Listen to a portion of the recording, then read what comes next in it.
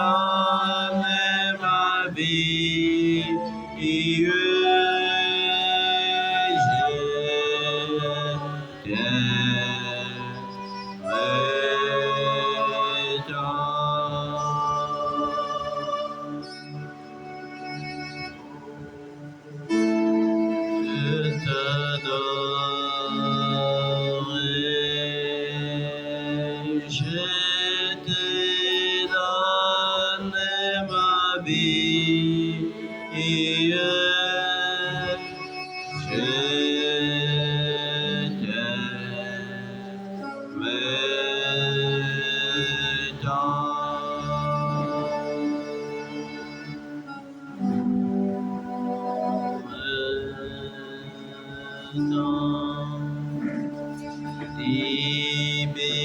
Libérateur, je t'adore. Je te donne ma vie. Je t'aime tant. Saint-Esprit, je t'adore. Je te donne ma vie. Je t'aime tant.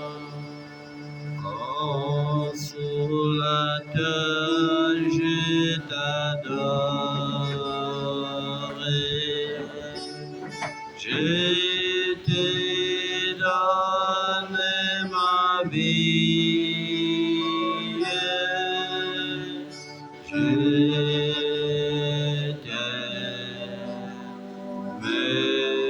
t'aime tant. Agneau des dieux, je t'adore. Je te donne ma vie. Je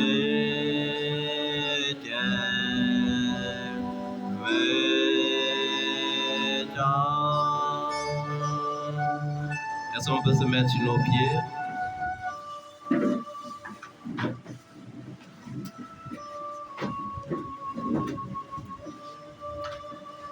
Je te donne ma vie. Je t'aime tant. Agneau des dieux, je t'adore. Je te donne ma vie. Je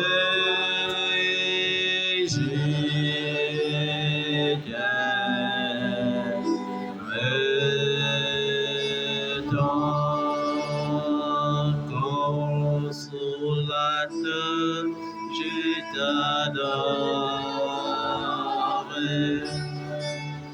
Je te donne ma vie.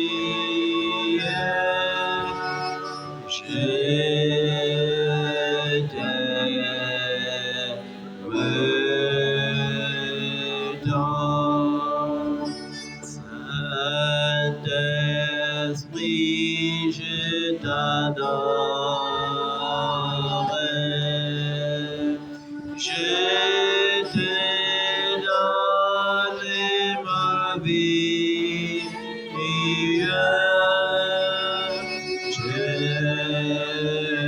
t'aime tant. Agneau des dieux, je t'adore. Je te donne ma vie. Je t'aime.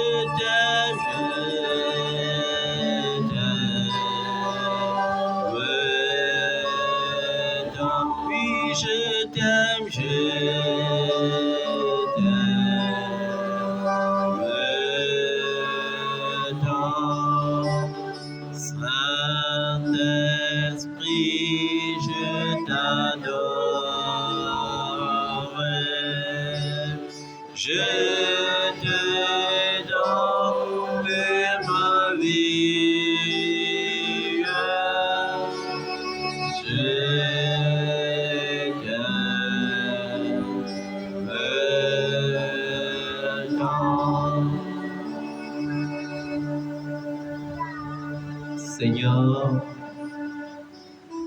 nous t'appelons ce matin dans le nom de Jésus. Tu as dit, Seigneur, que tu ne négocierais pas avec le Père pour que le Père nous réponde, car toi et le Père, vous êtes un. Seigneur, au nom de Jésus-Christ de Nazareth,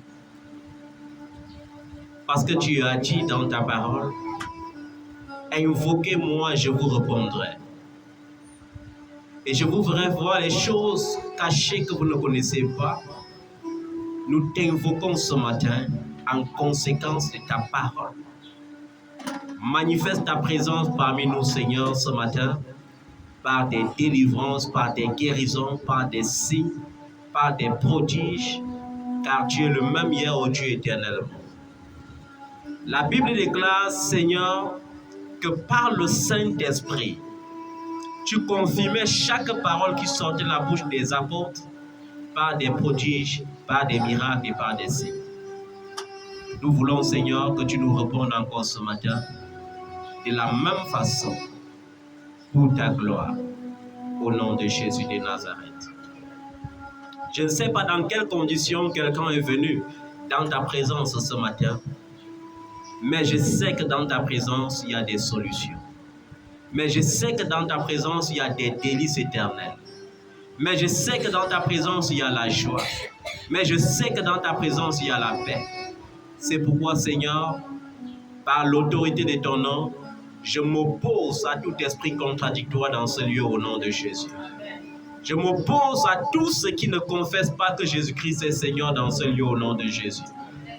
Père, je me lève par la puissance de ton nom pour anéantir les desseins, Seigneur, du malin dans ce lieu. Pour anéantir, Seigneur, les ruses du diable dans ce lieu, au nom tout-puissant de Jésus-Christ de Nazareth. Qu'il n'y ait point d'autre esprit dans ce lieu que ton esprit, ô Dieu. Au nom tout-puissant de Jésus. Viens et prends le total contrôle de ce qui sera fait en ce lieu ce matin. Prends le total contrôle pour un culte, Seigneur, qui te loue, pour un culte qui t'adore, pour un culte qui t'honore, au nom tout-puissant de Jésus-Christ de Nazareth. Père, manifeste ta gloire dans ta présence, au nom de Jésus. Amen. Il a reçu le nom au-dessus de tout nom. Il a reçu le nom au-dessus de tout nom. Tout genou fléchira lorsqu'on parlera de l'agneau. Tout genou fléchira lorsqu'on parlera de l'agneau. Oh, adorons Jésus. Élèvons son nom. Adorons Jésus. Élèvons son nom. Adorons Jésus. Élèvons son nom. Adorons Jésus. Élèvons son nom. Il a reçu le nom au-dessus des blocages. La maladie fléchira lorsqu'on parlera de l'agneau.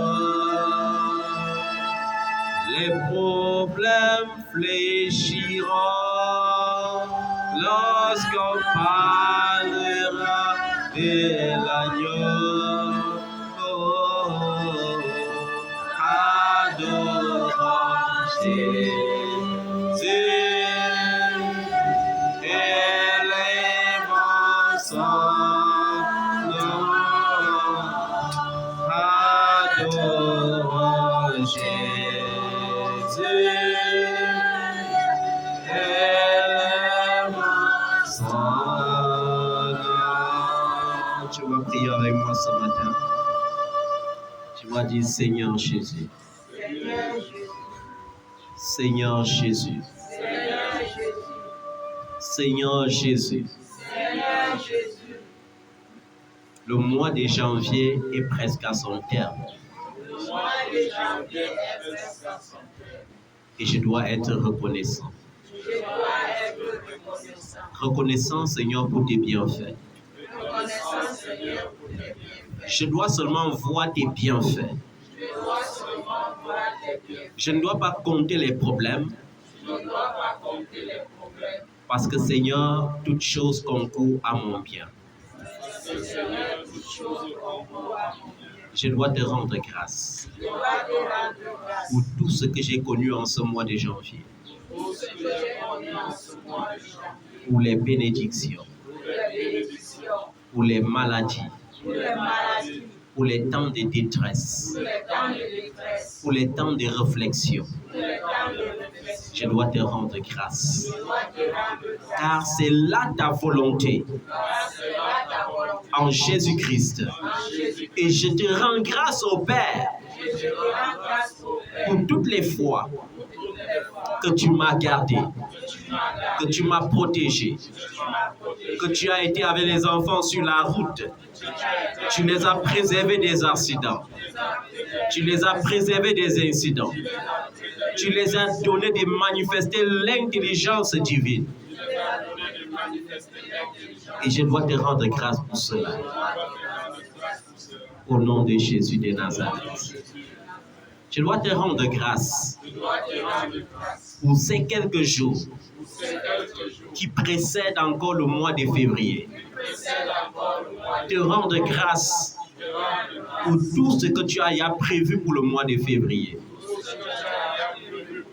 Tu as pour moi des projets de paix, des projets de bonheur au mois de février, des projets de miracles, des projets de joie.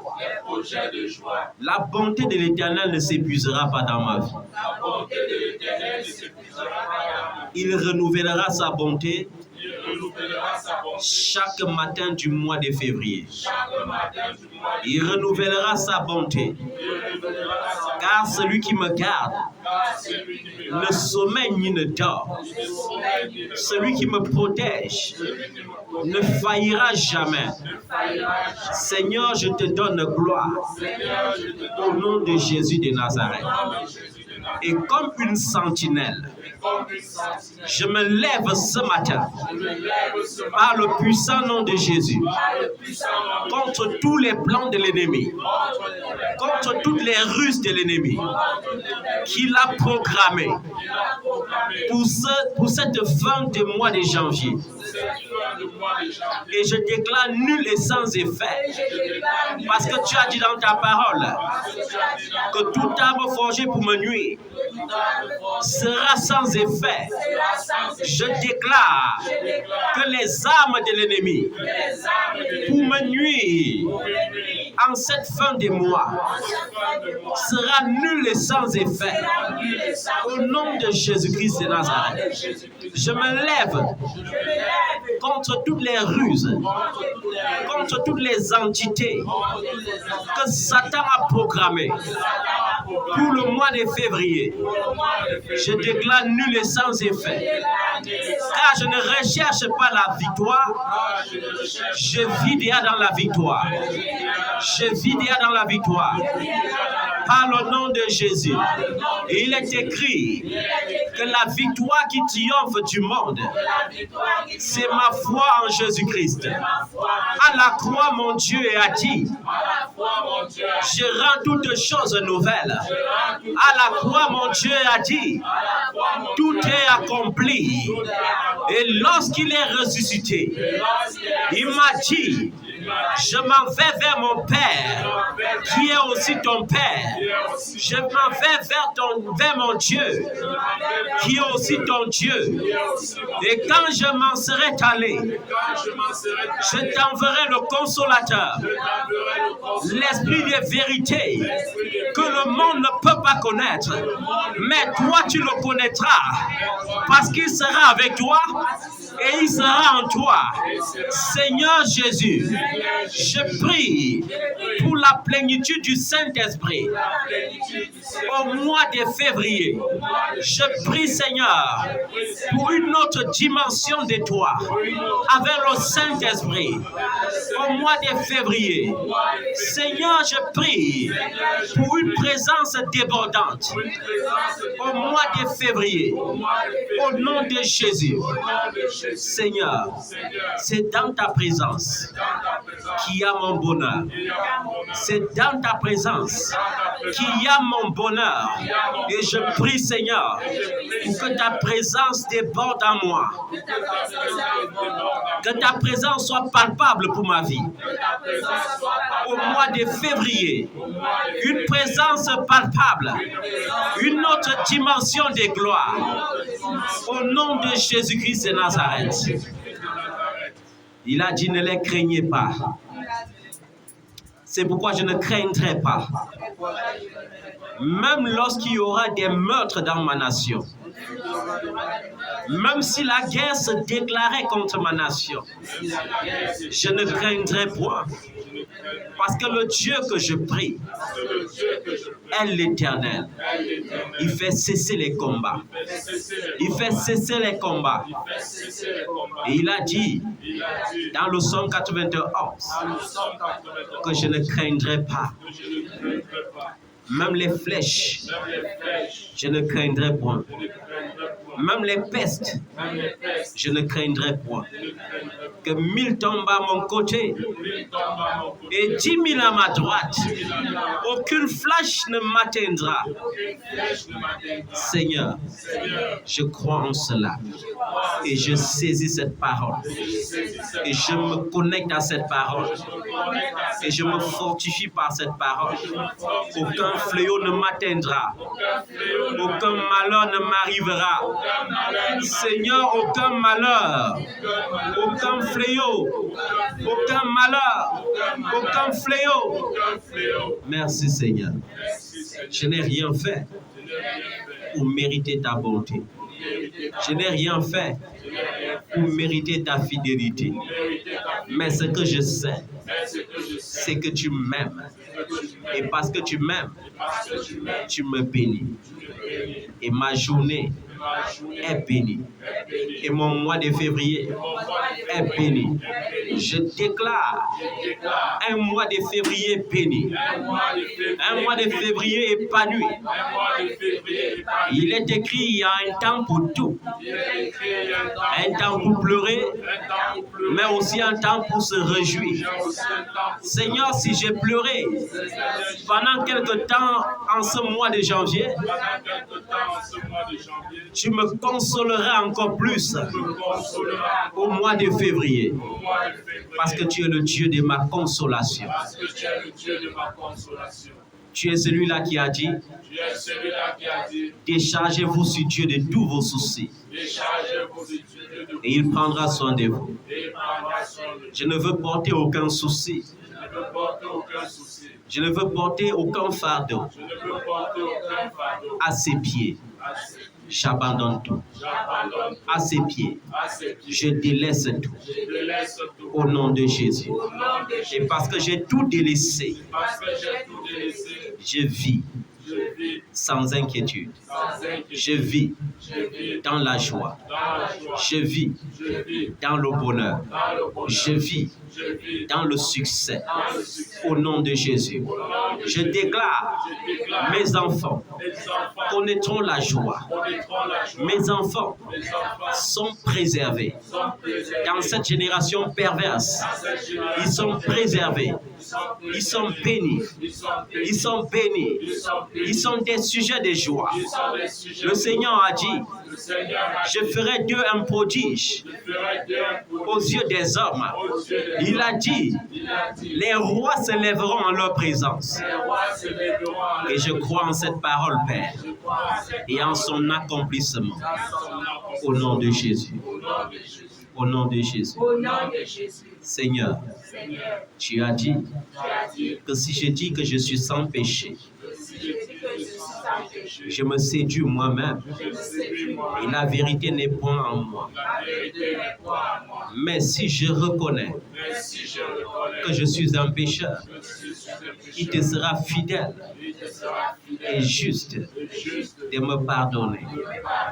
C'est pourquoi, Seigneur, je viens m'humilier devant ta face pour reconnaître que je suis un pécheur. J'ai péché par mes pensées. Mes pensées ont convoité. J'ai eu des mauvais désirs. Seigneur, pardonne-moi. Pardonne-moi. Mes pensées se sont éloignées loin de ta présence. Mes pensées ne se sont pas connectées à ta parole. Mes pensées n'ont pas recherché ta présence. En cela, je reconnais que j'ai péché. J'ai péché. Pardonne-moi. Pardonne-moi, Seigneur, pour toutes les fois que j'ai passé plus de temps avec mon téléphone que dans ta présence. Pardonne-moi, Seigneur, pour toutes les fois que je me suis laissé distraire par des émissions télévisées plutôt que de rester dans ta présence. Pardonne-moi, Seigneur, si j'ai aimé une chose plus que ta présence en ce mois de janvier. Donne-moi, Seigneur, de rectifier le tir au mois de février et de rechercher ta présence plus que toute autre chose. Seigneur, pardonne-moi. Mes actes ne t'ont point honoré. Pour toutes les fois, Seigneur, que je n'ai pas pu donner à celui qui avait faim, que je n'ai pas pu couvrir la nudité de celui qui s'est présenté nu. Seigneur, pardonne-moi. Pardonne-moi. Au nom de Jésus. Pour toutes les fois, Seigneur, que je me suis montré égoïste ou égocentrique, pardonne-moi. Au nom de Jésus. Je te supplie, Seigneur, de me pardonner. Pour toutes les fois que ma bouche s'est ouverte avec colère, pardonne-moi.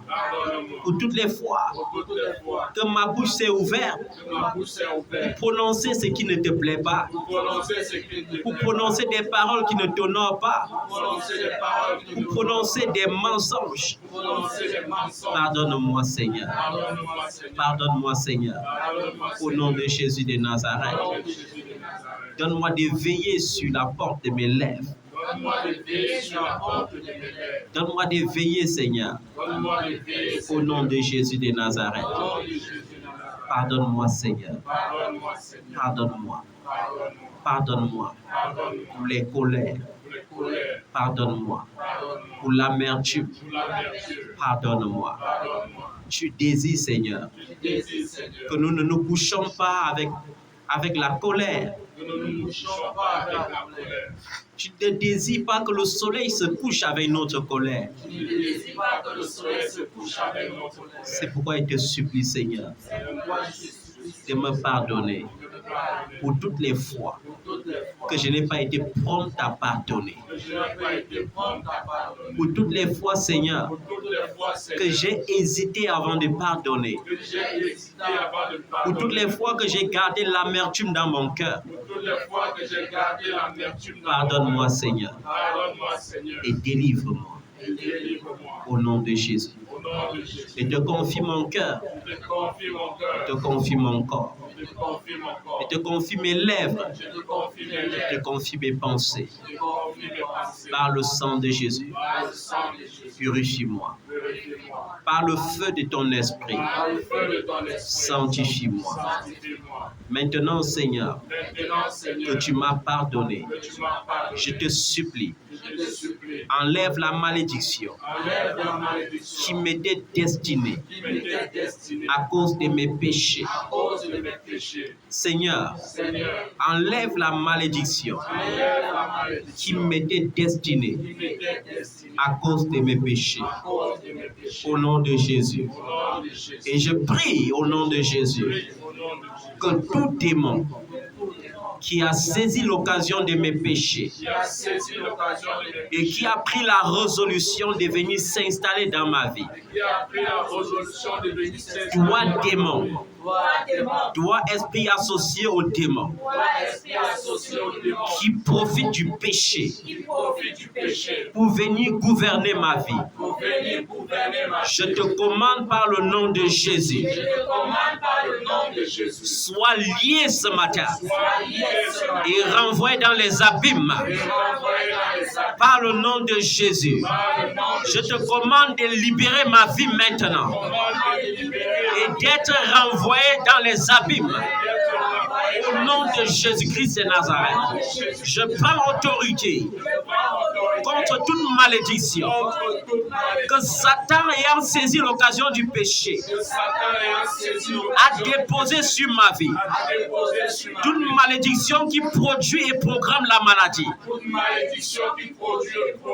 soit brisée ce matin. Au nom de Jésus-Christ de Nazareth, toute malédiction qui produit la stagnation soit brisée maintenant. Au nom de Jésus-Christ de Nazareth, toute malédiction qui produit la pauvreté soit brisée maintenant. Au nom de Jésus-Christ de Nazareth, toute malédiction qui programme et produit les accidents soit brisée. Au nom de Jésus-Christ, soit brisée. Au nom de Jésus-Christ, soit brisé, soit brisé, soit brisé. Au nom de Jésus-Christ, la malédiction de Satan ne touchera pas ma vie. Je ne l'appartiens pas. Je suis fils de Dieu. Le sang de Jésus-Christ est ma rançon. Le sang de Jésus-Christ est ma rançon. Est ma rançon. Au nom de Jésus. Libère-moi, Seigneur, du péché, de l'emprise du péché. Que mes pensées soient purifiées, que mes lèvres soient purifiées, que mon cœur soit purifié, que mon corps soit purifié par le sang de l'agneau, par le sang de l'agneau, par le sang de l'agneau. Au nom de Jésus de Nazareth, je prie ce matin, Seigneur, pardonne les péchés de mes enfants et délivre-les, Seigneur, de cette génération perverse. Au nom de Jésus de Nazareth. Au nom de Jésus. Amen. Merci, Seigneur, pour le pardon. Merci parce que ta miséricorde tue à toujours. Que ton nom soit loué. Que ton nom soit glorifié. Que ton nom soit exalté. Maintenant et à perpétuité. Au nom de Jésus. Je n'ai rien fait pour mériter l'amour de Dieu. Je n'ai rien fait pour mériter l'amour de Dieu. Oh, je n'ai rien fait mériter l'amour de Dieu. Oh, je n'ai rien fait pour mériter l'amour de Dieu. Je n'ai rien fait pour mériter la gloire de Dieu. Je n'ai rien fait pour mériter la gloire de Dieu. Oh, je n'ai rien fait pour mériter l'amour de Dieu. Oh, je n'ai rien fait pour mériter l'amour de Dieu. Qu'ai-je fait pour mériter l'amour de Dieu? Qu'ai-je fait pour mériter l'amour de Dieu? Oh, je n'ai rien fait pour mériter l'amour de Dieu. Oh, je n'ai rien fait pour mériter l'amour de Dieu. Je n'ai rien fait pour mériter la grâce de Dieu. Je n'ai rien fait pour mériter la grâce de Dieu. Oh, je n'ai rien fait pour mériter la grâce de Dieu. Oh, je n'ai rien fait pour mériter la grâce de Dieu. Je n'ai rien fait pour mériter la grâce de Dieu. Je n'ai rien fait pour mériter la grâce de Dieu. Oh, je n'ai rien fait pour mériter la grâce de Dieu. Oh, je n'ai rien fait pour mériter la grâce de Dieu. Je n'ai rien fait pour mériter l'amour de Dieu. Je n'ai rien fait pour mériter l'amour de Dieu.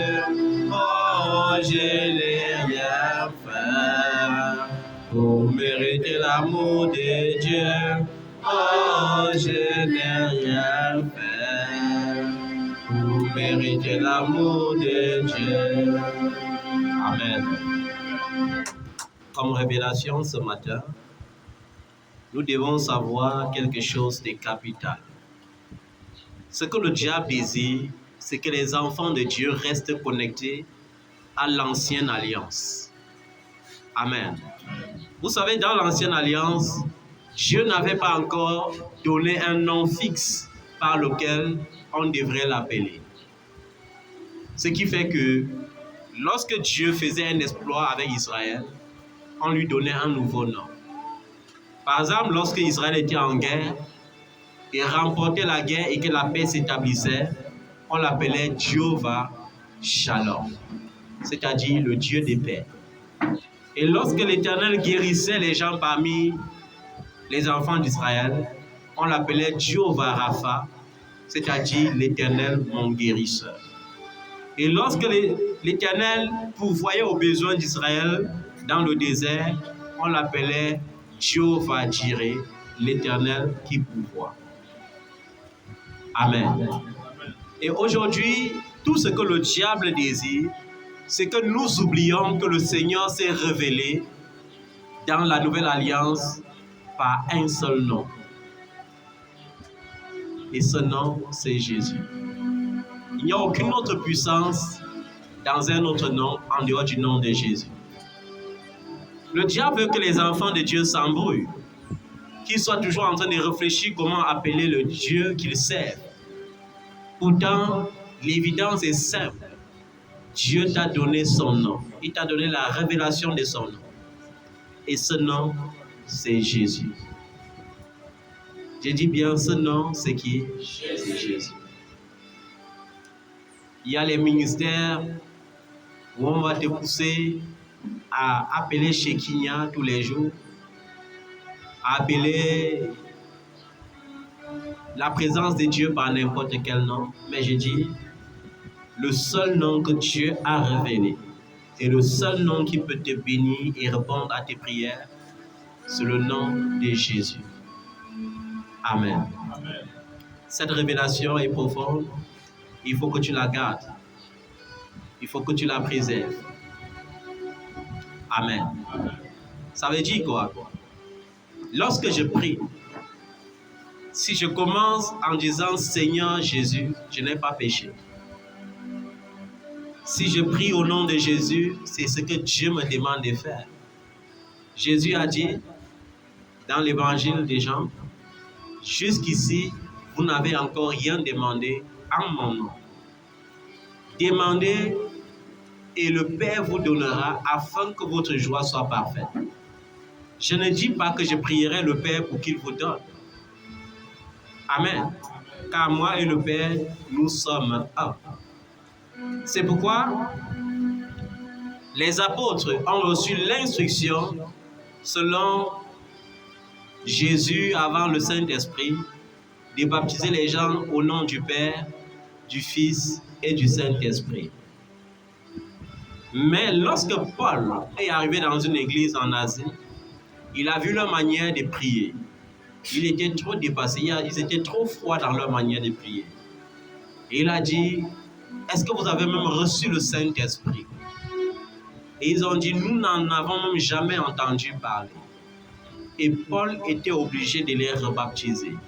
Il a dit, venez et soyez baptisés au nom du Seigneur Jésus et recevez le Saint-Esprit.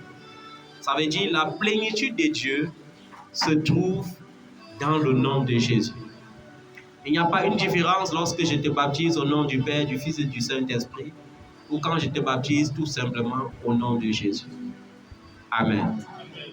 Dans le nom de Jésus-Christ, il y a la plénitude absolue. Dans le nom de Jésus, il y a la puissance de Dieu. Amen. Dans le nom de Jésus, il y a la puissance qui restaure. Dans le nom de Jésus, il y a la puissance qui délivre. Amen. Et j'aimerais maintenant que tu prêtes attention aux rêves que tu as connus en ce mois de janvier. Les rêves ne sont pas seulement le flux de notre cerveau. Il y a les rêves qui sont des rêves prémonitoires parce que Dieu nous parle aussi par des visions nocturnes. Par exemple, il y a les enfants qui rêvent et qui négligent les rêves. Il y a les enfants qui rêvent des grenouilles. Il y a les enfants qui rêvent des serpents. Il y a les enfants qui rêvent de la mondanité. Et chaque fois que tu rêves et que tu te sens menacé dans les rêves, demande au Seigneur de te donner son esprit. Parce que tu ne peux manifester que l'esprit qui est en toi. Un enfant de Dieu qui rêve toujours des serpents est un enfant qui est connecté aux esprits des serpents. Il a beau prier, il a beau jeûner, mais son esprit est attaché au serpent. Mais un enfant qui est connecté à l'Esprit de Dieu peut rêver des choses des cieux.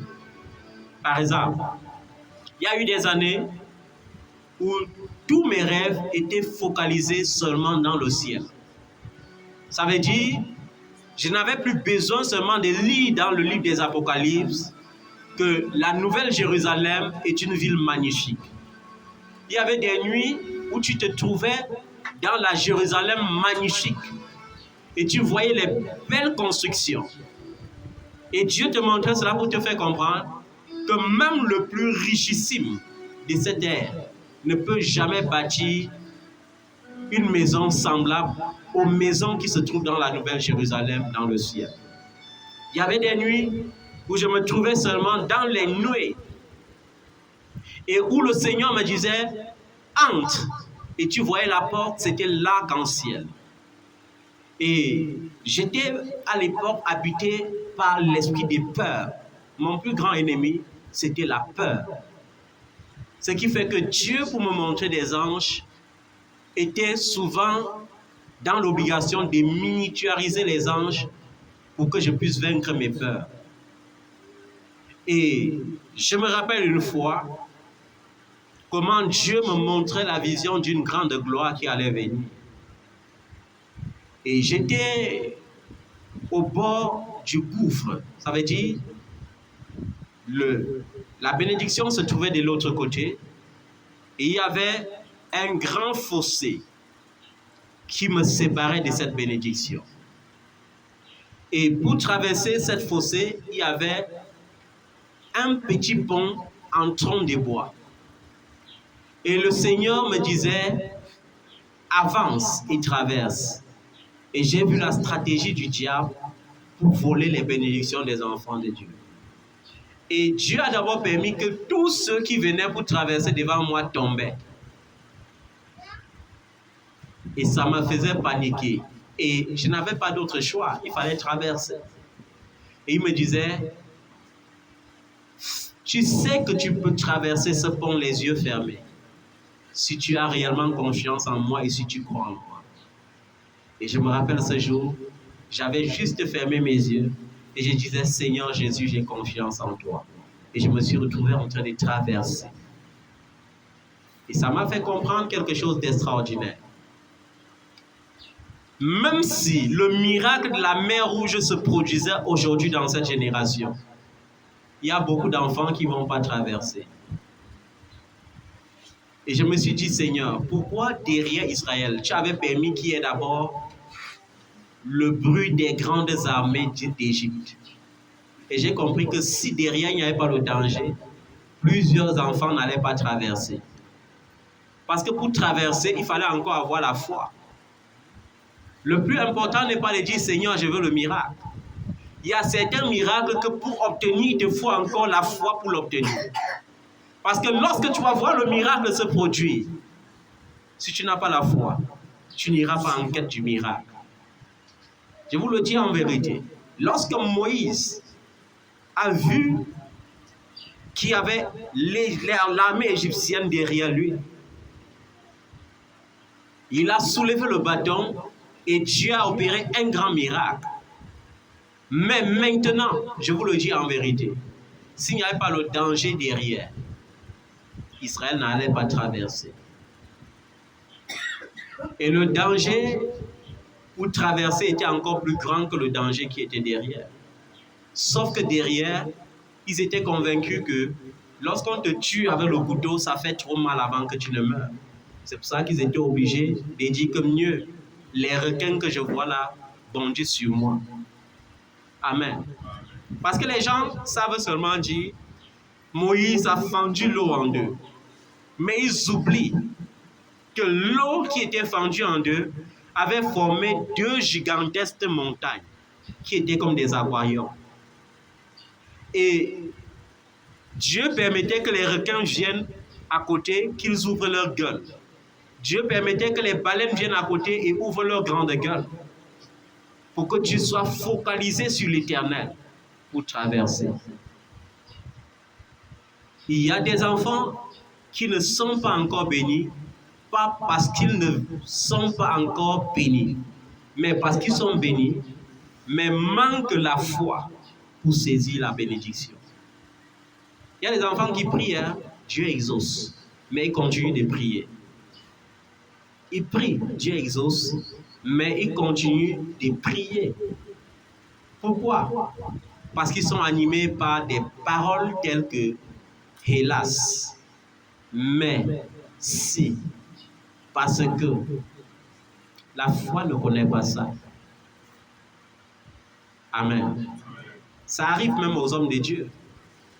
Il y a les hommes de Dieu qui ont prié pour le mariage. Tu vois, tu as pitié de ses genoux. Ça, il a dit, posé les genoux sur le rocher au point que les écorchures se sont formées, guéries, se former à nouveau, au point que les genoux sont devenus noirs crépus. Pourquoi? Parce qu'ils prient, mais ils n'écoutent pas Dieu. Vous savez, la prière, c'est un dialogue. La prière, c'est quoi? Un dialogue. Mais il y a les enfants qui dialoguent seuls. Je me rappelle une fois, il y avait une femme qui avait des graves problèmes. Et elle m'a appelé, elle m'a connu juste sur Facebook. Elle m'a dit, homme de Dieu, je suis dans la joie parce qu'il constate que tu es au Cameroun. Et je suis au Cameroun. Homme de Dieu, je suis dans la joie. Tu es dans quelle ville? Je suis à Yaoundé. Oh, homme de Dieu, ça tombe bien. J'habite, ouais, elle m'avait donné quel nom? C'est Miom, quelque chose comme ça. Et je n'ai même pas 5 francs pour dire qu'il peut prendre le taxi pour venir te voir. Et je suis extrêmement malade. Et je lui ai dit, indique-moi juste là où tu habites et je viendrai prier pour toi. Et elle était surprise. Elle me dit, un homme de Dieu se déplace. Et je dis, mais est-ce que je suis plus grand que Jésus? Est-ce que Jésus s'asseyait dans le bureau pour attendre les malades? Jésus marchait, il partait en Galilée, il guérissait les malades, il quittait, il marchait, il partait en Samarie, il guérit les malades, il annonce la bonne nouvelle. Après, il marche à pied, il arrive à Jérusalem. Est-ce que je suis plus grand que Jésus? Ce que tu dois savoir, c'est que Jésus m'a même donné la possibilité aujourd'hui de vivre à l'époque où il y a les voitures. Donc, indique-moi seulement là où tu habites et je viendrai prier pour toi. Elle m'avait indiqué, et ce jour-là, j'avais pris le taxi d'abord pour Messassi. Et arrivé à Messassi, il fallait prendre les motos pour aller quelque part vers une montagne là. Et quand je suis arrivé chez elle, il y avait sa maman. Quand j'ai prié pour elle, et qu'elle a commencé à transpirer, et que sa maman a vu les signes de la guérison, elle m'a dit, mon fils, je sais que pour moi maintenant tout est accompli. Ce matin, j'ai grondé Dieu. Je dis, hé maman, moi je ne savais pas, c'est un nouvel enseignement. On gronde Dieu comment? Je lui ai dit que trop c'est trop. Pourquoi ça tarde comme ça? Pourquoi ça tarde comme ça? J'ai dit, maman, vraiment, ça veut dire que ta foi dépasse la mienne. Ça ne vaut même pas la peine que tu t'imposes les mains. Parce que ta foi est énorme. Tu fais des choses que je suis incapable de faire. Et c'est ça le problème de certains enfants de Dieu. Ils pensent qu'on crie devant Dieu. Prier, ce n'est pas crier. Prendre autorité ne signifie même pas crier. Bon, on prend autorité sur les démons. On prend autorité sur les sorciers et les autres. Mais qu'est-ce qui te donne le courage de prendre autorité devant Dieu? Est-ce que vous savez que Dieu a blâmé Job pour s'être défendu devant ses amis? Job disait devant ses amis, je n'ai pas péché. Dieu sait que je ne pêche pas. Dieu sait que. Mais quand Dieu est venu, Dieu l'a blâmé. Que qui es-tu pour contester avec l'Éternel? Et il y a les enfants de Dieu, leur seul blocage, c'est qu'ils passent le temps devant Dieu à dire, qu'est-ce que j'ai fait pour mériter ceci? Je vais vous dire une chose. La Bible dit, le malheur atteint souvent le juste, mais l'Éternel l'en délivre toujours. Il y a des messages que pour que l'Éternel te donne, ou des bénédictions que pour que l'Éternel te donne, il faut qu'il te mette d'abord en danger. Dans le règne de l'esprit, est-ce que vous savez qu'un problème se résout par un problème? Un problème majeur se résout toujours par un problème. Si tu n'as pas encore compris cela, c'est que tu as encore beaucoup de routes à faire avec le Seigneur. Je vais prendre l'exemple. Dans la Bible, on mentionne 2 Lazare. Il y a un Lazare dans l'Ancien Testament qui était l'ami intime d'Abraham et de Dieu. Amen. Ça veut dire qu'il aimait l'Éternel de tout son cœur. Mais sa vie matérielle n'était pas un témoignage. La Bible dit qu'il était un mendiant. Et un mendiant qui mendiait au-delà de la mendicité. Amen. Un mendiant qui mendiait au-delà de la mendicité. Ça veut dire qu'il était obligé d'aller devant la porte d'un riche et de supplier qu'on lui donne même les miettes. Et même les miettes, là, le riche ne voulait même pas qu'il touche. Parce que ses chiens allaient manger les miettes et venir encore lécher les plaies qui étaient sur le corps de Lazare. Amen. Il y a un deuxième Lazare qu'on mentionne dans le Nouveau Testament. Il est l'ami intime de Jésus. Mais la Bible dit qu'il tombe malade au point de mourir et d'être même enterré. Amen. Je vais vous dire une chose, ce que Dieu fait, c'est pour sa gloire. Lorsque Lazare est mort, quand Jésus est venu, il faut voir le raisonnement des sœurs de Lazare. Le raisonnement des sœurs de Lazare signifiait quelque chose d'évident. Nous sommes quand même tes intimes. Amen. Nous sommes quand même quoi? Tes intimes. Tu guéris les gens en Israël. Si tu étais là, est-ce que notre frère, ton ami, est-ce qu'il allait mourir? Amen. Mais Jésus a dit quelque chose que Marie et sa sœur refusaient d'écouter. Et c'est l'attitude de certains chrétiens. Tu es en train de prier, Seigneur, montre-moi la porte, montre-moi la porte. Le Seigneur est en train de te dire, voilà la porte. Mais tu n'entends pas parce que tu as tellement le désir de demander la porte. Et c'est ce qui s'est passé avec Marie et Marthe. Jésus était en train de leur dire, je suis la résurrection et la vie. Celui qui croit en moi vivra, quand même il serait mort. Mais Marie et Marthe étaient toujours en train d'étouffer Jésus. On sait qu'il va ressusciter le jour de la résurrection des morts. Jésus dit, je suis, je suis. Je ne dis pas que je serai, je suis. Et c'est ça, les chaînes de certains enfants de Dieu. Toujours en train de vouloir tout pousser au futur. Amen. Toujours en train de vouloir tout pousser dans quoi? Dans le futur. Marie et Marthe. Jésus dit, je suis la résurrection et la vie. Seigneur, nous on sait qu'il ressuscitera. Nous on sait, nous on sait. Jusqu'à ce que Jésus est obligé de pleurer même pour attirer leur attention. Il pleure, pas parce qu'il peine de la mort de Lazare. Il pleure parce qu'il voit l'incrédulité que peuvent avoir les humains. Il pleure parce qu'il voit la souffrance gratuite que certains enfants de Dieu infligent dans leur vie parce qu'ils n'écoutent pas la voix du Seigneur. Et on continue d'étouffer. C'est pourquoi il dit, ok, bon, ça va, enlever la pierre. Et jusque-là, lorsque le Seigneur dit enlever la pierre, non, Seigneur, il sent. Ça fait plusieurs jours qu'on l'a mis là-bas, il sent.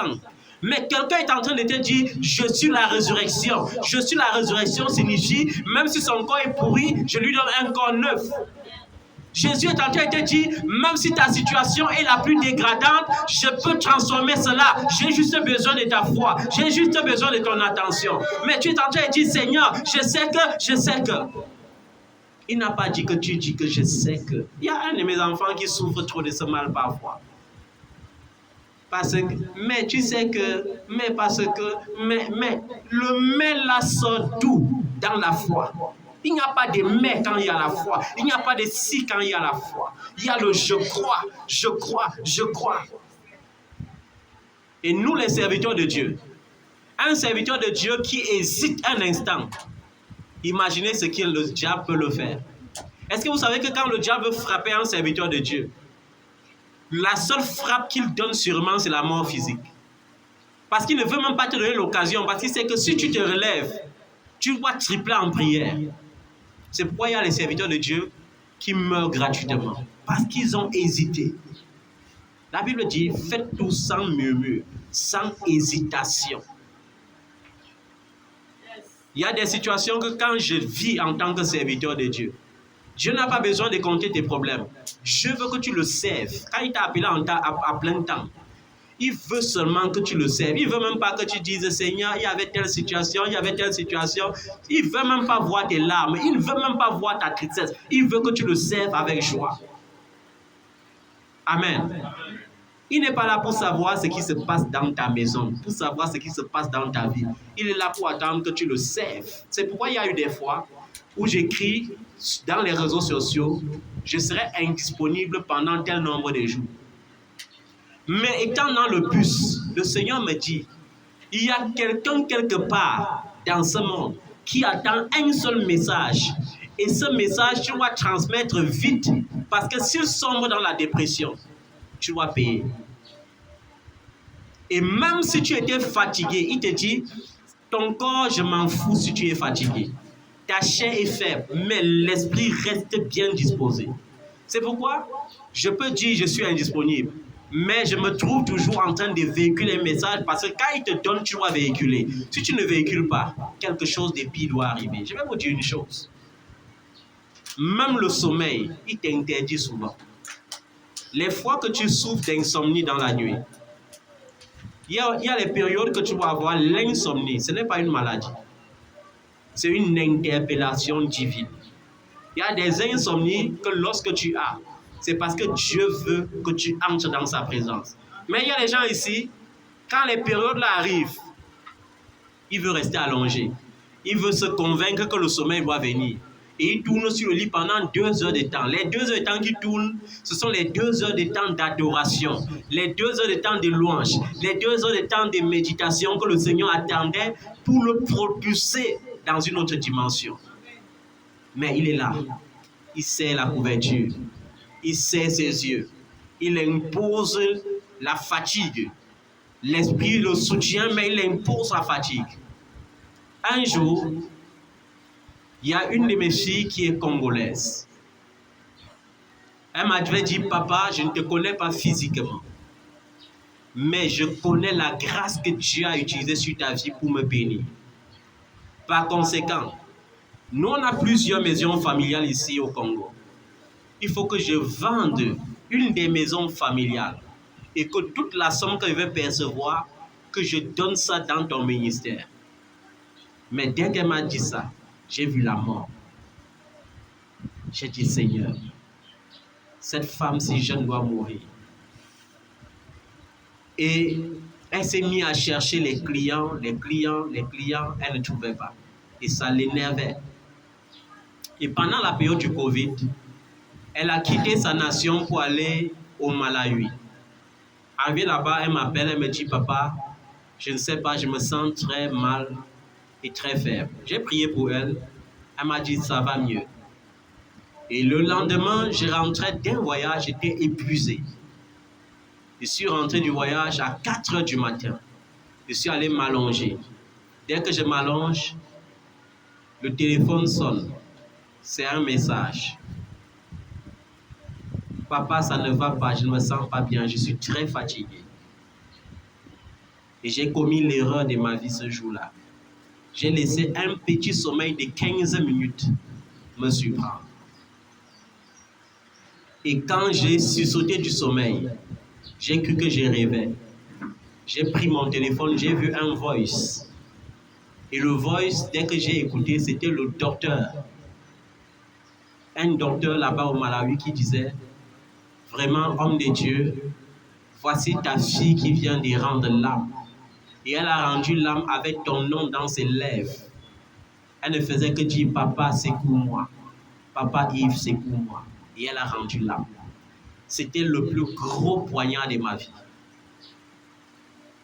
C'est pourquoi la Bible dit dans le Thessaloniciens, 1 Thessaloniciens chapitre 4, vous êtes des enfants de lumière et il n'y a point de ténèbres en vous. Ne dormez point comme les autres dorment. Soyez sobres, veillez. Amen. Est-ce que vous savez qu'une bénédiction pour entrer dans vos vies n'a pas besoin de toute une nuit de prière? Parfois, Dieu veut seulement que tu lui consacres 1 heure de temps. 1 heure. Quand Jésus allait à la montagne le jour de son arrestation, il voulait que les disciples prient 1 heure de temps. Ils n'ont pas pu prier. 1 heure seulement. Jésus allait prier peut-être 3 heures de temps. Quand il revient, il trouve les gars en train de ronfler. Il dit, vous n'avez pas pu veiller ne serait-ce qu'1 heure. 1 heure. Veillez et priez afin de ne point tomber en tentation. Veillez et priez. Amen. Je veux vous dire une chose. Si un enfant de Dieu n'arrive pas à avoir la paix dans la souffrance, c'est qu'il n'a pas encore connu Jésus. Jésus est ta paix quand il y a la souffrance. Je me rappelle, il y a de cela plusieurs années, ça va faire aujourd'hui presque 12 ans, quand j'étais au chevet du lit de ma maman et que je priais. Si je priais le genre de prière que vous priez souvent, j'aurais culpabilisé ou j'aurais haï mon Dieu. Je priais avec beaucoup d'attention et Dieu m'a dit, sais-tu pourquoi tout le monde a fui l'hôpital et toi qu'on n'aimait jamais voir à l'hôpital, on t'a imposé de venir à l'hôpital? J'ai dit non.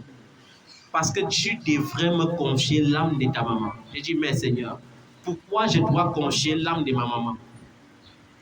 Parce que je dois la prendre dans mon repos. Et c'était une nuit de négociation. Et j'avais passé toute une nuit de 18 heures à 5 heures du matin en train de négocier et de dire, Seigneur, s'il te plaît, laisse la vie à ma maman. Et il m'a dit non, aujourd'hui elle mourra à 20 heures. Et j'ai eu la paix. Et je suis quitté à l'hôpital à 6 heures quand les gens sont revenus. Et je suis rentré. Et je suis rentré à l'hôpital à 19 heures, sachant qu'elle mourrait à 20 heures. Et j'ai essayé de les parler. Il leur dit, vous savez, Dieu est souverain. Amen. Dieu est souverain veut dire Dieu fait ce qu'il veut, même si nous prions. Amen. Et à 19h30, j'étais dans la salle et Dieu me disait, va prier pour ceux qui doivent encore vivre, parce que pour elle, c'est conclu. Et j'étais allé prier. Et à 20h, quand elle a rendu l'âme, je n'avais pas fini de prier. Il m'a dit, continue de prier. Et j'ai prié. Et quand j'ai fini de prier vers 20h30, il m'a dit, va vers la dépouille de ta maman. Et c'est à cet instant que je suis parti. Lorsque tu sais Dieu, tu es esclave de Dieu. Tu ne fais pas pour ta passion, tu ne fais pas pour ton plaisir, tu fais pour Dieu. Amen. Est-ce que si on vous disait que le même papa qui rend culte depuis Texas jusqu'à ce jour avait un gros problème, qui pouvait imaginer? Par exemple, la paix dans la souffrance. Est-ce que vous savez que en décembre, ma femme avait eu pour la toute première fois un accident. Et l'ennemi voulait absolument me chagriner par cet accident. Mais quand l'ennemi voit que tu es tranquille, tu as confiance en Jésus, tu comprends que la réalité n'est pas la vérité. Il est obligé de fuir. Amen. Parce que le plan de l'ennemi, c'était de gangréner le pied de ma femme pour qu'on coupe. Et quand l'ennemi a vu que cela ne me dérangeait pas, l'ennemi a fait, on a déclaré le cancer des seins sur ma femme. Ça veut dire qu'elle a eu une boule. Le médecin, au lieu d'utiliser même d'abord les analyses, lui, il utilise la conclusion, c'est le cancer. Il commence seulement à sortir, le premier médecin commence seulement à sortir la liste des choses à acheter avec les sommes, parce que c'est l'argent qui les intéresse. Mais ce qu'ils avaient oublié, c'est que j'ai toujours prêché et j'ai toujours comparé le cancer à la lèpre qui était dans l'Ancien Testament. Et je suis allé dans la présence de Dieu. J'ai dit, Seigneur, je ne suis pas un homme maudit. Et ma femme forme une seule chair avec moi. Elle n'est pas maudite. Ce cancer n'existe pas. Et vous savez, lorsque tu dis à Satan que tu manques, c'est comme si tu avais dit, on manque la puissance. Quand tu dis que tu manques, tous les symptômes qu'on dit que c'est ça qui confirme le cancer commence à se manifester. Dès que j'ai dit tu manques, elle a commencé à voir exactement ce qui se forme sur le sein lorsqu'il y a le cancer. Mais quand elle m'a montré, j'ai ri. J'ai dit, quoi qu'on fasse, il n'y a rien. Pourquoi? Parce que lorsque tu sais Dieu, tu as aussi le pouvoir de rappeler ce que tu as fait à Dieu.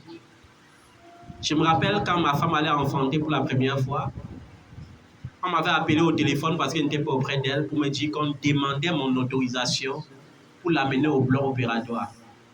Et j'ai dit, vous l'amenez au bloc opératoire, est-ce qu'on accouche au bloc opératoire? On m'a dit non, pour la césarienne. Vous savez, quand tu manifestes la foi devant la science, c'est comme une folie. Ils étaient surpris d'entendre un homme de mon âge dire que mais est-ce qu'on accouche au bloc opératoire? Ils ne comprenaient pas ma question. Quand ils ont prononcé le mot césarienne, j'ai dit la césarienne n'est pas biblique. Et j'ai dit, si vous savez que c'est ma femme, Donnez-moi 1 heure de temps. Même si elle souffre, elle va souffrir. Donnez-moi 1 heure de temps. Et ils ont sorti leur mot. Mais, vous savez, j'ai dit que je sais, c'est ma femme. Donnez-moi 1 heure de temps. Et je suis allé à la montagne. J'ai fléchi les genoux, j'ai invoqué mon Dieu. Et je lui ai dit, Seigneur, tu sais toi-même combien de fois on a déclaré la césarienne sur plusieurs femmes. J'ai prié et elles sont enfantées par voix basse. Tu sais toi-même que je n'ai pas prié pour ces femmes avec négligence. Alors Seigneur, il est hors de question que mon enfant vienne au monde par la césarienne. Et Dieu a ri. Il m'a dit, qui t'a parlé de césarienne? J'ai dit les médecins. Il m'a dit, les médecins sont qui? Est-ce que je t'ai parlé de césarienne?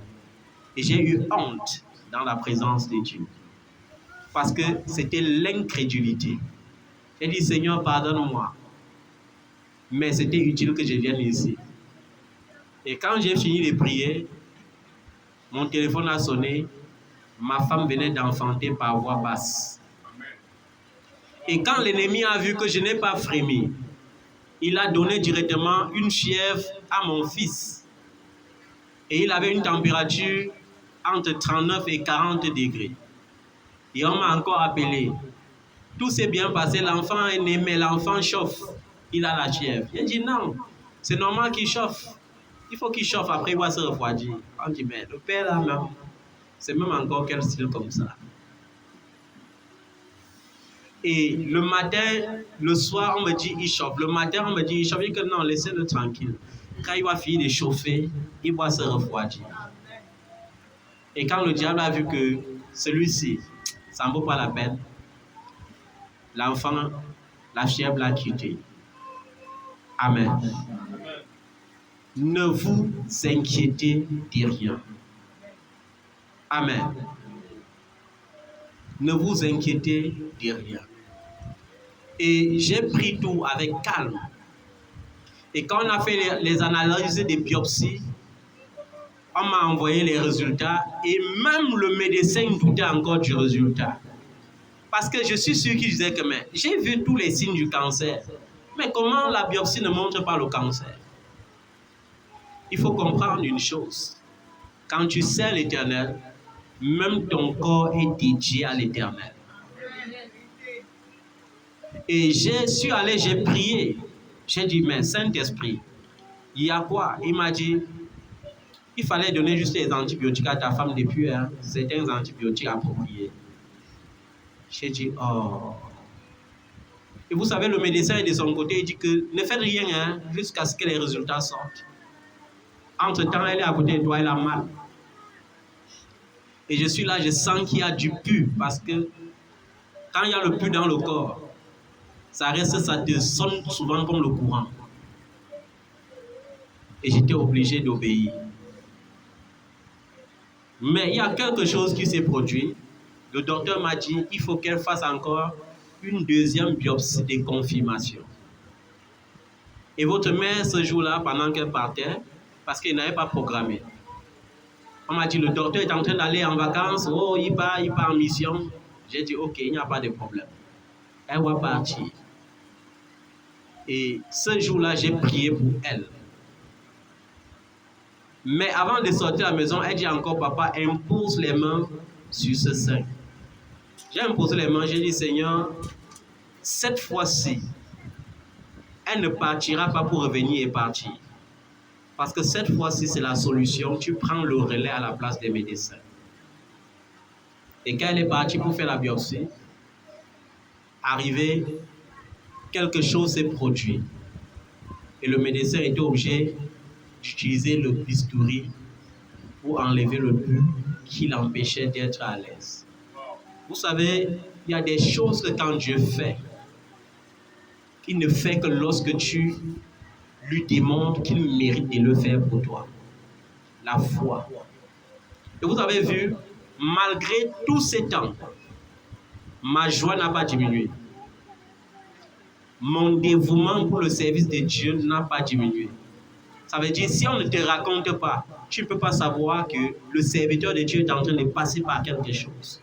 Même mes enfants à l'étranger, je suis sûr qu'il y a une minime personne seulement qui connaît ce qui s'est passé. Parce que Dieu veut que lorsque tu le sers, que tu comptes sur lui à 100%.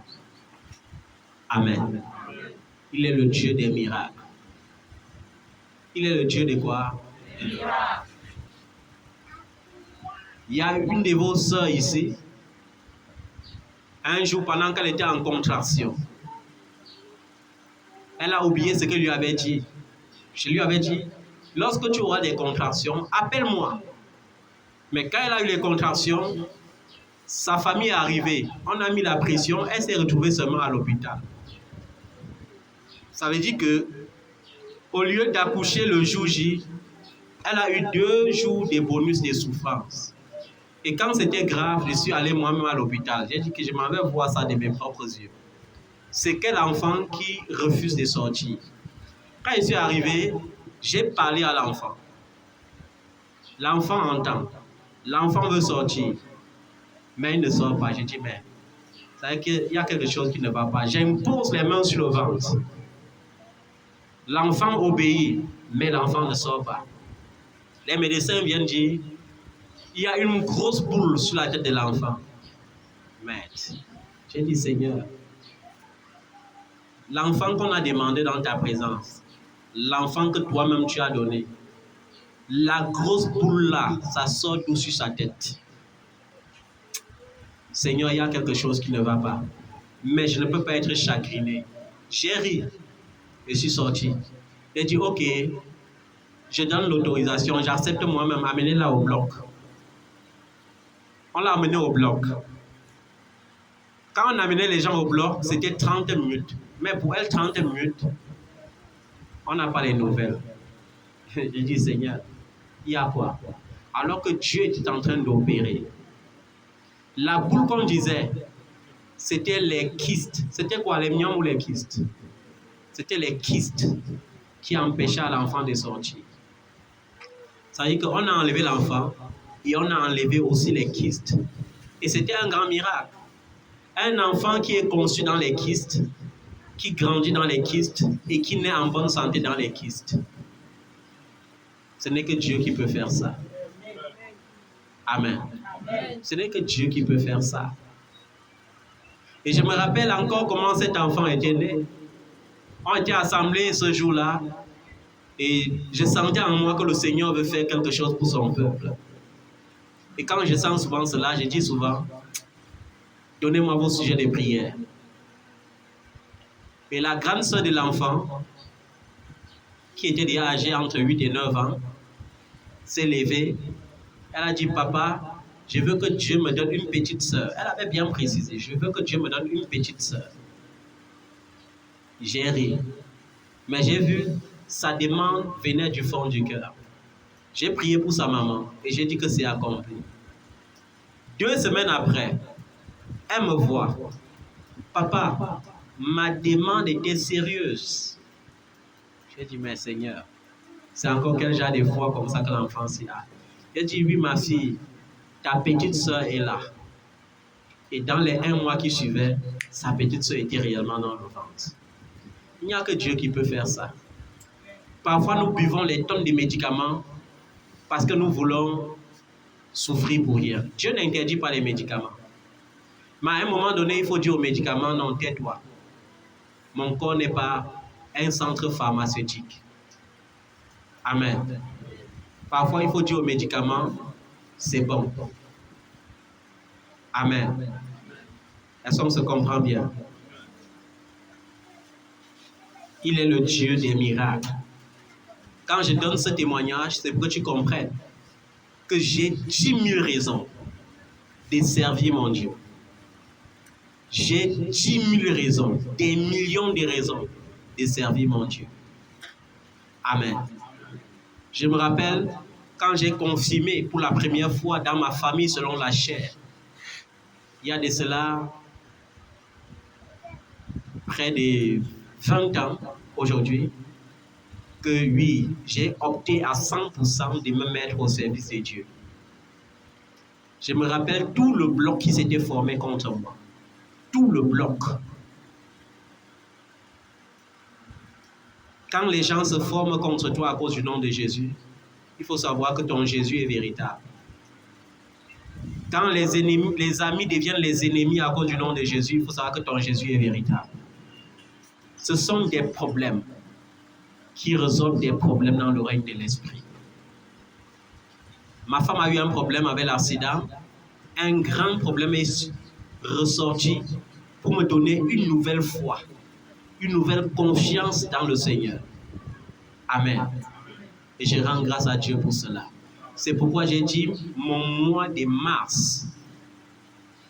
Quand j'ai dit mon mois de mars, mon mois de naissance sera un mois d'action de grâce. Personnellement, je vais rendre grâce à Dieu au mois de mars. Et lui rendre grâce, pas seulement parce qu'il a fait quelque chose pour moi, mais parce qu'au mois de mars, il y a plusieurs personnes parmi vous ici au Cameroun et dans mon ministère à l'étranger qui vont recevoir des miracles extraordinaires dans leur vie. Ils vont recevoir des miracles extraordinaires au mois de mars. C'est mon cadeau particulier que mon Dieu m'a donné depuis le ciel. Et je te le donne au nom de Jésus de Nazareth. Je te le donne au nom de Jésus. Amen. Que le nom de Jésus-Christ soit glorifié à tout jamais, à perpétuité. Et dans la Bible, nous avons vu les cas de Lazare. Nous avons vu le cas. Ce n'est pas la prédication du jour. Hein? L'homme de Dieu va prêcher tout à l'heure. Ça, c'est mon témoignage. Nous avons vu le cas du prophète, le fils prophète du temps du prophète Élisée, qui était surendetté. C'est-à-dire que le gars a eu les dettes. Je suis sûr que c'est ça qu'il a même donné l'ABC à la fin. Plus il priait, plus il avait seulement les dettes. C'est-à-dire que son mode de vie, c'était seulement demander, prêter, prêter, demander, prêter. Un grand prophète. Amen. Le gars a tellement prêté que lorsqu'il est mort, les créanciers sont venus dire que, ok, veuve, comme ton mari est mort, et comme toi tu es déjà une vieille carapace, nous on va prendre quand même tes enfants. Ils vont travailler comme des esclaves pour compenser ce que ton mari avait pris comme dette. Les enfants d'un prophète. Elle a imaginé l'intensité du deuil. C'est là qu'elle a senti la douleur du deuil. Elle a pleuré et pendant qu'elle pleurait, le prophète Élisée passait. Et le prophète lui a dit, qu'est-ce qui se passe? Tu sais qu'il y avait un de tes serviteurs ici, le prophète, non, mon mari. Oui, qu'est-ce qui s'est passé? Il est mort, il a eu beaucoup de dettes en mourant. Et maintenant, on vient comme ça pour récupérer mes enfants à la place des dettes. Dieu ne peut pas laisser qu'on traduise ses enfants de ses serviteurs en esclaves. Amen. Le prophète a dit, qu'est-ce que tu as à la maison? Parfois, Dieu veut juste le peu que tu as pour multiplier. Le prophète n'a pas dit que viens s'aimer chez moi. Amen. Il a dit, qu'est-ce que tu as à la maison? Elle a dit, j'ai un peu d'huile dans une bouteille. Le prophète a dit que c'est bon, c'est suffisant. Va prêter les récipients partout, les gros fûts partout. Tu viens déposer chez toi. Vous savez ce que la femme a pensé en premier? Elle a eu honte. Parce qu'elle a dit que mon mari m'a d'abord couvert de honte. On le connaissait comme quelqu'un qui demande partout, partout, partout. Maintenant, le prophète me demande d'aller faire la même chose que mon mari faisait. D'aller demander partout. Elle a eu honte. Mais comme c'était le prophète majeur, elle a obéi. Elle est allée, elle a bravé sa honte. Elle a demandé partout. On l'a donné les fûts. 250 litres, 200 litres. Il a dit que demande le maximum. Elle a demandé jusqu'à tout son salon, c'était seulement les fûts. Elle a dit maintenant au prophète, oui, j'ai déjà les fûts à la maison, qu'est-ce qu'il fait? Elle a dit que prends ta bouteille, tu ouvres le fût. Tu poses seulement au-dessus. Dès que ça remplit, tu mets partout. Elle n'a pas dit que comment ça peut se faire. Peut-être sa bouteille n'atteignait pas 10 litres. Mais elle a devant elle des cinquantaines de fûts de 250 litres qu'il faut remplir. Elle a pris aussi, elle a obéi, elle est allée. Waouh, le miracle s'est produit. C'est devenu comme un robinet avec la vanne. Ça se versait seulement comme si on avait ouvert un robinet. Elle a vu comment les fûts se sont remplis et toute la journée, elle a rempli tous ces fûts. Elle a dit au prophète, j'ai rempli tous les fûts. Et le prophète a dit, va maintenant, tu vends. Vous savez, vendre l'huile d'olive n'est pas difficile. C'est les huiles des grands. Et les grands étaient venus, on a acheté les huiles. Je suis sûr que même les créanciers sont venus prendre quelques fûts d'huile. Ça compensait déjà la dette. Et elle a pu rembourser les dettes de son mari et avoir de quoi prendre soin de ses enfants pendant des années. Amen. Et nous voulons limiter Dieu. Nous limitons Dieu parce que nous ne comprenons pas l'orientation des miracles. Quand le miracle se produit, il y a certains miracles, quand ça se produit, c'est pour changer l'histoire de ta vie à perpétuité. Mais pourquoi est-ce que les vies des gens ne sont pas transformées? Parce qu'ils ne comprennent pas le sens du miracle. De nos jours, si le prophète dit « va et vends », les gens ne veulent plus entendre ça. Ils veulent seulement le « je reçois, l'argent est descendu ». Ça s'est versé dans ma chambre. Le miracle s'est produit. L'argent est directement descendu, il n'est rien vendu. Il y aura des miracles où Dieu va dire « va et vends ». Et tu auras de quoi manger. Amen. Et je vous ai dit, le miracle ne se produit pas parce qu'on a quelque chose à la maison. Le miracle se nomme miracle parce que je n'ai rien à la maison. Mais je crois au Dieu de l'abondance et il me donne l'abondance de ce jour-là. C'est ça le miracle. J'ai vu les enfants de Dieu être stupides. Tu as ton sac de riz à la maison et tu viens dire à l'église, j'ai la foi que je vais manger du riz aujourd'hui. C'est quelle foi? C'est quelle foi? C'est une foi stupide. Le miracle, c'est quelque chose qui est extraordinaire. Et il n'y a pas de Dieu sans miracle. Le miracle, ce n'est pas vos conneries qu'on vient, on rend témoignage dans les ministères de Dieu, vous dites Amen. Comme il y a un homme de Dieu qui rend témoignage que j'ai prié pour ma femme sans savoir qu'elle avait le Covid. Elle a répondu Covid, elle a répondu Amen, le Covid est parti. Tu savais alors comment qu'elle avait le Covid? Parfois, les enfants sont stupides. Tellement stupides qu'on les tourne dans les actions prophétiques stupides. Est-ce que vous savez que j'ai eu mal au cœur quand je suis allé à la montagne un jour? J'ai trouvé, la montagne était nettoyée. Comme si on avait pris la machette venir découper les herbes. Alors que c'est 400 âmes perdues qui sont venues brouter les herbes avec leurs dents. Action prophétique. Je ne sais pas ce que leur père les avait enseigné, mais ils sont allés comme des moutons et des chèvres. Chacun arrêtait les herbes, ils croquaient avec les dents. Et ils mangeaient. D'autres sont venus casser plus de 1000 plats à la montagne. 1000 plats, action prophétique.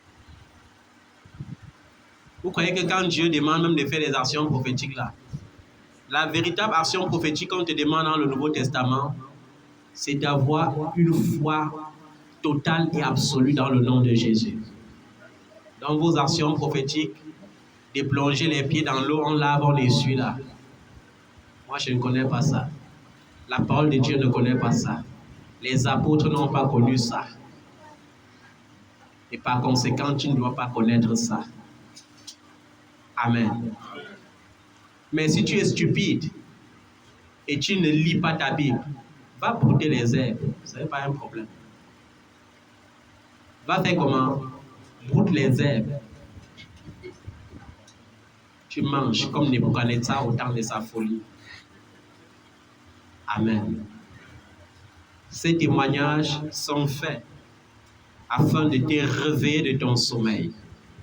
Toi qui dors, pour que tu comprennes qu'il est temps pour toi de prendre la parole de Dieu, de méditer et de pratiquer selon tout ce que tu liras. Amen. Nous allons nous mettre debout.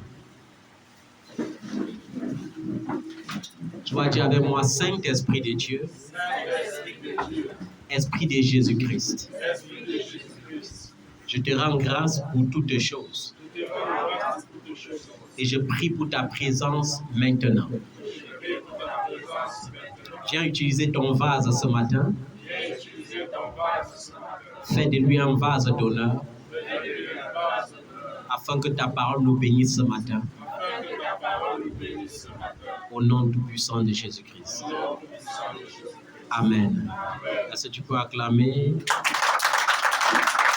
Est-ce que tu peux acclamer la gloire de Dieu sur la vie de l'homme de Dieu ce matin?